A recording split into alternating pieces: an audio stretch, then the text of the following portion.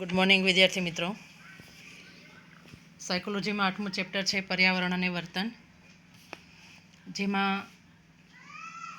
આગળના વિડીયોમાં પાર્ટ 1માં આપણે માનવી પર્યાવરણનો સંબંધ અને તેના ઘટકો, જે 5 માર્કના પ્રશ્ન અને ટૂંકા પ્રશ્ન માટે મહત્ત્વનો પ્રશ્ન છે, જેની આપણે ચર્ચા કરી. ફરી એ 5 ઘટકો કયા છે, માનવ પર્યાવરણ સંબંધના ઘટકો એકવાર રિવિઝન કરી લઈએ. 5 ઘટકોમાં પહેલું છે ભૌતિક ઘટકો, સામાજિક અને સાંસ્કૃતિક ઘટકો, પર્યાવરણીય અભિમુખતાના ઘટકો, પર્યાવરણીય વર્તનના ઘટકો અને વર્તનની નીપજના ઘટકો. બીજો આજે મહત્ત્વનો એક 5 માર્કનો પ્રશ્ન છે, અને 5 માર્કની સાથે એમાં 3 માર્કના પ્રશ્નો પણ આવી જાય છે, એટલે આપણા માટે આ ખૂબ જ મહત્ત્વનો પ્રશ્ન છે, જેની તૈયારી કરવી. પ્રશ્ન છે માનવ વર્તન પર પર્યાવરણની અસરો. આવા 5 માર્કના 2 પ્રશ્ન છે. માનવ વર્તન પર એટલે કે પર્યાવરણ આપણા જીવન ઉપર કેવી અસર પહોંચાડે છે, કેવી અસર થાય છે. માનવ પર્યાવરણ પર અને પર્યાવરણ માનવી પર. આવા 2-5 માર્કના પ્રશ્ન આપણા માટે મહત્ત્વના છે. આપણે એની પ્રસ્તાવના જોઈએ તો માનવ જીવન પર પર્યાવરણની પોષક અને ઘાતક બંને અસરો જોવા મળે છે. મિત્રો, ગુજરાતીમાં કહેવત છે, કદાચ નિબંધ પણ તમે લખ્યું હશે, કારણ કે કુદરતને લગતો છે. જે પોષતું તે મારતું, એ ક્રમ દિશે છે કુદરતનો. જે પાણી આપણા માટે પોષક છે, ઘણી બધી જરૂરિયાતો આપણી, કદાચ એના વગર જીવન જ અશક્ય છે. જળ છે તો જીવન છે, અને એ જ ક્યારેક આપણા માટે ઘાતક બનતું હોય છે. આપણે માનવ ઇતિહાસમાં જો ડોક્યુ કરીએ તો હંમેશા આપણને પૂર કે ભૂકંપ કે અન્ય કુદરતી આપત્તિઓનો ભય રહેતો હોય છે. હાલના સમયની અંદર, સાંપ્રત સમયમાં ટેકનોલોજીના ક્ષેત્રે જે કંઈ પ્રગતિ થઈ અને પર્યાવરણ માટે જે જોખમો ઊભા કર્યા માનવીએ, જે માનવી પણ પર્યાવરણ માટે જોખમી છે, જેને પર્યાવરણીય તણાવ તરીકે ઓળખવામાં આવે છે. આપણે આવા તણાવને પહોંચી વળવા માટે માર્ગો શોધવા પડશે. અનેક આવા પર્યાવરણના તણાવો છે, પણ આપણે અહીંયા ઘોંઘાટનું પ્રદૂષણ, હવાનું પ્રદૂષણ, ભીડ અને ગીચતા વિશે માહિતી મેળવીશું. મિત્રો, અહીંયા અનેક એવી કુદરતી ઘટનાઓ, કુદરતી આફતો આપણા જીવનમાં આવે છે, પરંતુ અહીંયા આપણા જીવન ઉપર પર્યાવરણની અસરમાં આપણે આ 4 બાબત વિશે માહિતી મેળવવાની છે: ઘોંઘાટનું પ્રદૂષણ, હવાનું પ્રદૂષણ, ભીડ અને ગીચતા. ભીડ અને ગીચતાના પ્રદૂષણની સાથે ટૂંકો પ્રશ્ન 2 માર્કનો હવાનું પ્રદૂષણ વિશે પૂછાય છે. ભીડ અને ગીચતાનું પ્રદૂષણ સમજાવો, 3 માર્કનો પ્રશ્ન પૂછાય છે. ઘોંઘાટનું પ્રદૂષણ સમજાવો, એ પણ 3 માર્કમાં પૂછાય છે. ત્યાર પછી આપણે જોઈએ ઘોંઘાટનું પ્રદૂષણ એટલે શું. સાંપ્રત સમયની અંદર જો આપણે વાત કરીએ તો ઔદ્યોગિક અને ટેકનોલોજી એ એટલી બધી પ્રગતિ કરી છે, અને એ પ્રગતિના કારણે અવાજના, ઘોંઘાટના પ્રદૂષણમાં પણ નોંધપાત્ર વધારો થયો છે. વ્યાખ્યા 1 માર્કમાં પૂછાય છે કે ઘોંઘાટ એટલે શું, અવાજનું પ્રદૂષણ કોને કહેવાય, આવો એક પ્રશ્ન પૂછાય છે. તો આ પ્રમાણે છે જવાબ: બિનજરૂરી, અણગમતા કે વ્યક્તિ પર નિષેધક અસર કરતા અવાજને ઘોંઘાટ તરીકે ઓળખવામાં આવે. ફરી 3 શબ્દ છે: બિનજરૂરી, અણગમતા કે વ્યક્તિ પર નિષેધક અસર કરતા અવાજ એટલે ઘોંઘાટ. મિત્રો, ઘોંઘાટની અસર આનંદદાયક હોતી નથી, અને આનંદદાયક હોય તો આપણે એને ઘોંઘાટ કહેતા નથી. એટલે આપણા જીવન પર વિક્ષેપ, ખલેલ પહોંચાડતી વાતાવરણની આ ઘટના છે, અને આ ઘોંઘાટથી ઉત્પન્ન થતો વિક્ષેપ એટલે કે ખલેલ એ માનસિક સ્વરૂપનો હોય છે. એનાથી જે આપણને ખલેલ પહોંચે છે, એમાં આવેગિક ઉત્તેજનાનું પાસું હોય છે. વ્યક્તિને કાયમ જો આવા ઘોંઘાટયુક્ત વાતાવરણમાં રહેતી હોય એવી વ્યક્તિઓને પોતાના આવેગો ઉપર કંટ્રોલ રહેતો નથી. જો ઘોંઘાટ અત્યંત વિક્ષેપકારક હોય તો વ્યક્તિ ઉશ્કેરાઈ જાય, સ્વભાવ ચીડિયો થઈ જાય, જલ્દી થાકી જતી હોય, બીજા બધા આવેગો પણ જેના નિયંત્રણની બહાર હોય તો ઘોંઘાટની સમસ્યા એ માનસિક સ્વરૂપની છે. અને આ રીતે પણ જોઈએ તો એવું કોઈ પણ અવાજ કે જેનાથી વ્યક્તિને અણગમો થાય તેને આપણે ઘોંઘાટ કહી શકીએ. સંગીત પણ કેટલીક વ્યક્તિઓ માટે ઘોંઘાટ હોય છે. દાખલા તરીકે પોપ કે રોક મ્યુઝિક. જરૂરી નથી બધાને આ મ્યુઝિક ગમે, ઘણાને એ ઘોંઘાટ પણ લાગે છે.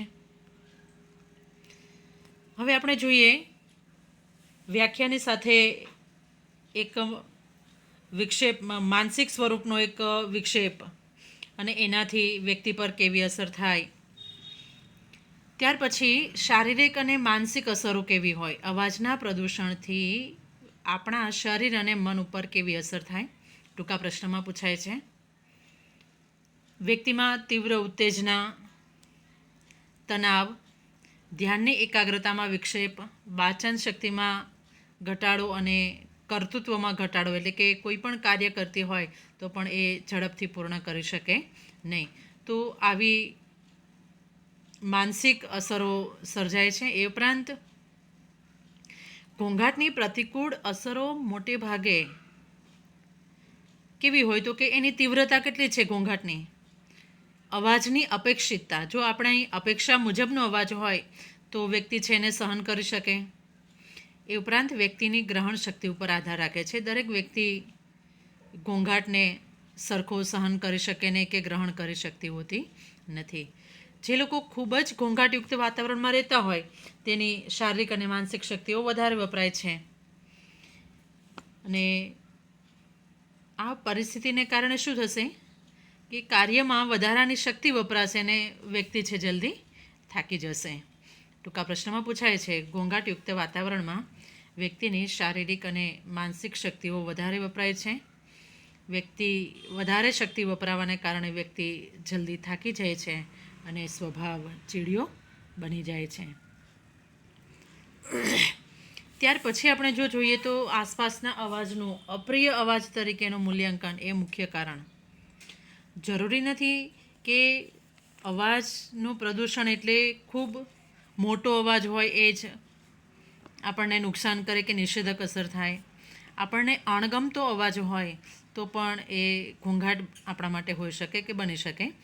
અચાનક કે અણધાર્યો જે અવાજ થાય એ અવાજ પ્રત્યેની પ્રતિકૂળ પ્રતિક્રિયાઓનું મુખ્ય બીજું કારણ ગણાવી શકાય. આપણે જોઈએ છીએ સવારમાં પંખીઓનો સરસ મજાનો કલરવ થતો હોય એવો હળવો અવાજ હોય, નિયમિત આપણે જે અવાજ સાંભળતા હોય, અપેક્ષિત હોય. આપણને ખબર છે કે રોજ આ અવાજ આવે છે, આગાહીક્ષમ હોય. તો આવા બધા અવાજો પ્રત્યે આપણે સહેલાઈથી અનુકૂલન સાધી શકીએ છીએ. એટલે વ્યક્તિને એવું લાગે કે આવા અવાજો પ્રત્યે નિયંત્રણ સાધી શકે એમ છે તો એની પ્રતિકૂળ અસરોમાં ઘટાડો થતો હોય છે. મિત્રો, ઘણીવાર એવું જોવા મળ્યું છે કે એરપોર્ટ કે રેલવે સ્ટેશન પર રહેતા હોય, હવે ભલે અપેક્ષિત અવાજ છે, ખબર છે કે અહીંયાથી રેલવે ટ્રેક છે કે એરપોર્ટ નજીક રહેતા હોય એ લોકોને ખ્યાલ જ હોય કે એર નીચે અવર જવર થતી હોય. તો એ લોકોમાં સતત અપેક્ષિત હોવા છતાં પણ સતત વિમાન કે ટ્રેનના અવર જવરને લીધે શું થશે? સ્મૃતિલોપ, લાંબા ગાળાની ઘોંઘાટની અસર છે દેખાય. મેમરી લોસ થાય છે. ધીમે ધીમે યાદશક્તિ પર અસર થાય. બહેરાશ આવી જાય અને હાઈ બ્લડ પ્રેશર એટલે કે લોહીનું ઊંચું દબાણ જેવી પરિસ્થિતિઓ સર્જાય છે. મિત્રો, આ 3 માર્કનો ટૂંકો પ્રશ્ન થયો ઘોંઘાટનું પ્રદૂષણ. એની સાથે કેટલાક ટૂંકા પ્રશ્ન પણ સમાવી લીધા છે જેના પર ખાસ ધ્યાન આપજો. ત્યાર પછી છે હવાનું પ્રદૂષણ. મારા ખ્યાલથી તમે આ વિશે સામાજિક વિજ્ઞાનમાં પણ સારી એવી માહિતી તમે મેળવી ચૂક્યા હશો. હવાના પ્રદૂષણની અંદર જોઈએ આપણે તો પૃથ્વી પરના જીવંત પ્રાણી માટે ખૂબ જ મહત્ત્વનું ઘટક એટલે હવા. કદાચ આપણે ખોરાક અને પાણી વગર આપણે ચલાવી લઈશું પરંતુ ઓક્સિજન વગર ચાલે નહીં. અને જીવવા માટે આપણે જોઈએ છે સ્વચ્છ અને તાજી હવા સ્વાસ્થ્ય માટે એટલી જ જરૂરી છે. પણ જ્યારે કોઈ પણ કારણસર હવા પ્રદૂષિત થાય ત્યારે એ સ્વાસ્થ્ય માટે વિવિધ પ્રકારના જોખમોનું કારણ બનતું હોય છે. દાખલા તરીકે મોટેભાગે માનવ સર્જિત ઘટનાઓથી હવાનું પ્રદૂષણ ઉદ્ભવતું હોય. આપણે સિટીમાં શહેરમાં રહીએ છીએ તો શહેરને તેની આસપાસના વિસ્તારમાં જ્યાં ઇન્ડસ્ટ્રીયલ એરિયો છે, કારખાનાઓ અને વાહનોમાંથી નીકળતા ધુમાડા. મિત્રો ટૂંકા પ્રશ્નમાં પૂછાય છે હવાનું પ્રદૂષણ કઈ રીતે ફેલાય છે? તો કારખાનાઓ અને વાહનોમાંથી નીકળતા ધુમાડા, કોલસી, તમાકુ બળવાથી નીકળતા ધુમાડા, હવામાં તરતા રજકણ લીધે હવાનું પ્રદૂષણ થાય અને પરિણામે શ્વાસમાં carbon monoxide, nitrous oxide, sulphur dioxide જેવા ઝેરી વાયુઓ અને સીસાના ઝેરી સંયોજન છે આપણા શરીરમાં શ્વાસ વાટે જશે. એ પણ ટૂંકા પ્રશ્નમાં પૂછાય છે. શ્વસન તંત્રને લગતા રોગ થાય છે જે તમારા MCQમાં છે. ચામડી પર બળતરા થાય, ચામડીનું કેન્સર અને અન્ય બીમારીઓ છે એ શ્વાસની તકલીફને લીધે થતી હોય છે, હવાના પ્રદૂષણને લીધે થાય છે. હવે વિશ્વની અંદર એવા કયા શહેરો છે, કયા દેશ છે જે સ્વચ્છ હવા માટે જાણીતા છે? અને વિશ્વની સાથે આપણે ભારતના શહેરોની પણ વાત કરશું. પહેલા પેરેગ્રાફની અંદર તમે યાદ રાખશો કે હવાનું આપણા જીવનમાં શું મહત્ત્વ છે, હવાનું પ્રદૂષણ કઈ રીતે ફેલાય છે, કયા વાયુઓ આપણા શ્વાસમાં જાય છે અને કયા રોગો આપણને થાય. આ 4 બાબત તમારે પહેલા પેરેગ્રાફની અંદર ઉલ્લેખ કરવાનો. ત્યાર પછી છે કે વિશ્વની અંદર એવા પણ શહેરો હતા કે જે તેની સ્વચ્છ હવા માટે ખૂબ જાણીતા હતા. આજે એ શહેરો પણ હવાના પ્રદૂષણથી સતત ઘેરાવા લાગ્યા છે, જેને લીધે ઘણીવાર એવું પણ બને છે કે વ્યક્તિને હોસ્પિટલમાં દાખલ કરવી પડે એટલે અંશે સ્વાસ્થ્ય બગડે અને ક્યારેક તો વ્યક્તિનું મૃત્યુ પણ થાય. તો એવા કયા કયા શહેરો છે તે આપણે જોઈએ. આર્જેન્ટિનાની રાજધાની બ્યુએનસ એરિસ, કોલોરાડોની રાજધાની ડેનવર, સ્પેનની રાજધાની મેડ્રિડ અને ઇટાલીની રાજધાની રોમ જેવા શહેરોએ વર્તમાન સમયમાં જે સ્વચ્છ હવાવાળા નગરો તરીકેની જે પ્રતિષ્ઠા આ શહેરોની હતી, જે હાલમાં એ પ્રતિષ્ઠા એ ગુમાવી રહ્યા છે, એટલે કે ત્યાંની હવા પણ પ્રદૂષિત થઈ ગઈ છે.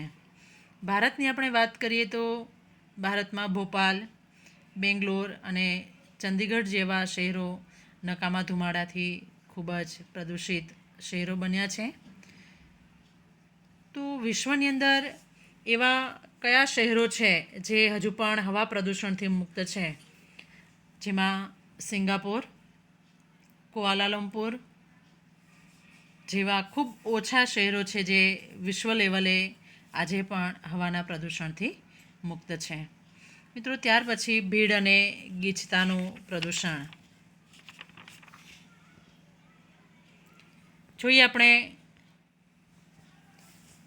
ભીડ અને ગીચતા બંને વચ્ચે શું ભેદ છે, ભીડ કોને કહેવાય, ગીચતાની વ્યાખ્યા શું છે, એનાથી આપણા જીવન ઉપર કેવી અસર થાય. સામાન્ય રીતે એવું લાગે કે ટીચર ઘોંઘાટનું પ્રદૂષણ અને હવાનું પ્રદૂષણ એ તો ઠીક છે, પર્યાવરણીય અસર છે આપણા જીવન ઉપર, પણ ભીડ અને ગીચતાનું પણ પ્રદૂષણ હોઈ શકે. હા, આપણા જીવન ઉપર એની પણ અસરો છે જોવા મળે છે. પહેલાં જ આપણે એક વાક્યમાં એમ કહેવું હોય કે મર્યાદિત જગ્યામાં ઘણા બધા લોકો રહેતા હોય ત્યારે ભીડ થાય. આવા અભ્યાસો પ્રાણીઓ પર કરવામાં આવ્યા અને એવું જોવા મળ્યું કે ભીડને કારણે પ્રાણીઓમાં માંદગી અને રોગનું પ્રમાણ છે વધુ હતું. માનવી પર આવા ગીચતા અંગેના પ્રયોગો થયા અને એ પ્રયોગોમાં એવું જોવા મળ્યું કે ગીચતા માત્ર વૈયક્તિક વર્તન પર જ નહીં, પરંતુ વ્યક્તિની સામાજિક જીવનની ગુણવત્તા પર પણ અસર પહોંચાડે છે. દાખલા તરીકે 10 બાય 10ના રૂમમાં 7 થી 8 વ્યક્તિ રહેતી હોય તો ગીચતાની વ્યક્તિના આંતરવૈયક્તિક સંબંધો પર માઠી અસર થતી હોય છે, જે ટૂંકા પ્રશ્નમાં પૂછાય છે, તમારા MCQમાં છે. ગીચતાને લીધે વ્યક્તિના આંતરવૈયક્તિક સંબંધો પર માઠી અસર થતી જોવા મળે છે. તેઓની પ્રવૃત્તિમાં, કારણ કે દરેક વ્યક્તિને અમુક જે સ્પેસ જોઈએ કે પર્સનલ જે સ્વતંત્ર લાઈફ જોઈએ એ એમને મળતી નથી. એટલે એના કાર્યમાં આક્રમકતા વધારે જોવા મળે, અન્યને મદદ કરવાનું વર્તન પણ ઓછું થઈ જાય, પીછેહઠના લક્ષણો જોવા મળે. તો ભીડને લીધે આવી અનેક નિષેધક અસરો છે જોવા મળે છે. આમ તો ભીડ એ વ્યક્તિલક્ષી રીતે મોટી સમસ્યા ગણાવી શકાય. ઘણા સંશોધકોનું મંતવ્ય છે કે જકડાઈ જવાની વ્યક્તિલક્ષી લાગણીના સંદર્ભમાં પણ ભીડ શબ્દનો ઉપયોગ કરે છે. તો કેટલાક લોકો છે ભૌતિક ગીચતાને ભીડ તરીકે જોતા નથી. એટલે કોઈ એક સ્થળે ઘણા લોકો ભેગા થતા હોય તે માટે ગીચતા. ફરી બંનેનો ભેદ જરા સમજો. કોઈ એક સ્થળે ઘણા લોકો ભેગા થતા હોય તે માટે ગીચતા, અને એકબીજાની બહુ પાસે હોવાથી ધક્કામુક્કીનો અનુભવ થતો હોય એને માટે ભીડ, એવા શબ્દોનું પ્રયોજન આપણે કરી શકીએ કે એવા શબ્દ વાપરી શકીએ. ઘણા બધા લોકો એકઠા થયા હોય, ભેગા થયા હોય તો ગીચતા કહેવાય, અને ધક્કામુક્કીનો અનુભવ થતો હોય તો ભીડ. હવે ગીચતાની વ્યાખ્યા જો આપણે આપવી હોય તો આ પ્રમાણે આપી શકાય કે ગીચતા એ દર ચોરસ ફૂટે વ્યક્તિઓની ચોક્કસ સંખ્યાનો નિર્દેશ કરે છે. અહીંયા એક અલગ જ શબ્દોમાં, અલગ જ કલરમાં એ વ્યાખ્યા તમને આપી છે, જેથી તમારું ધ્યાન દોરી શકાય. ગીચતા એ દર ચોરસ ફૂટે વ્યક્તિઓની ચોક્કસ સંખ્યાનો નિર્દેશ કરે છે, જ્યારે ભીડ એ વ્યક્તિઓની એકબીજાની અડોઅડ હોવાની સ્થિતિનો નિર્દેશ કરે છે. બીજો પણ ટૂંકો પ્રશ્ન પૂછાય છે. ગીચતામાં સંઘ કે જૂથ ભાવના વધારે જોવા મળે, જ્યારે ભીડમાં આવી કોઈ ભાવના છે જોવા મળતી નથી. મિત્રો, ભારત અને વિદેશમાં એના વિશે અભ્યાસો થયા તો ભીડની કેવી અસર જોવા મળે વ્યક્તિના કાર્યકર્તૃત્વ પર, આંતરવૈયક્તિક સંબંધો પર, તેમજ શરીર એટલે કે શારીરિક અને માનસિક સ્વાસ્થ્ય ઉપર પણ ભીડની નિષેધક અસરો જોવા મળી. લોકો સામાન્ય રીતે લક્ષ્ય પ્રાપ્તિમાં અવરોધ, એકબીજાને અવરોધ આવતો હોય એવું લાગે, કારણ વગરનો અનુચિત હસ્તક્ષેપ એટલે કે કારણ વગરનું એકબીજામાં દખલગીરી કરવી, એ ઉપરાંત શારીરિક અને માનસિક બેચેની પણ ભીડમાં છે અનુભવાય છે. ગીચતા મોટે ભાગે સામાજિક વર્તનને અસર કરે છે. રેલવે સ્ટેશનના પ્લેટફોર્મ કે પુલ ઉપર દરેક વ્યક્તિ પોતાના રસ્તા શોધવામાં વ્યસ્ત હોય, ત્યાં આપણને અપરિચિત કે પરિચિત વ્યક્તિને પણ મળવાનું મન થતું નથી. એટલે ગીચતાની પરિસ્થિતિમાં આપણે લોકો સાથે ઘણીવાર વાત કરવાનું કે મળવાનું આપણે ટાળતા હોઈએ છીએ. તો આવી પરિસ્થિતિમાં દરેક વ્યક્તિ પોતાની જાતને અન્ય વ્યક્તિથી અલગ, દૂર અથવા કે મુક્ત રાખવા ઈચ્છે છે, અને મળવાનો નિવારી શકાય એમ ન હોય તો લોકો વાતચીત ટૂંકાવતા હોય છે. કહેવાનો મતલબ એ છે કે ગીચતા મોટે ભાગે સામાજિક વર્તન પર અસર કરે છે, જ્યારે ભીડ વ્યક્તિની કાર્યશક્તિ પર, અન્ય સાથેના સંબંધો, આંતરવૈયક્તિક સંબંધો પર અને શારીરિક અને માનસિક સ્વાસ્થ્ય પર ભીડની નિષેધક અસર થતી જોવા મળે છે. મિત્રો, અહીંયા 5 માર્કનો મહત્ત્વનો પ્રશ્ન પૂરો થયો. હવે પછી આપણે માનવ વર્તનની પર્યાવરણ પર અસર કેવી થાય તેના વિશે આપણે માહિતી મેળવીશું.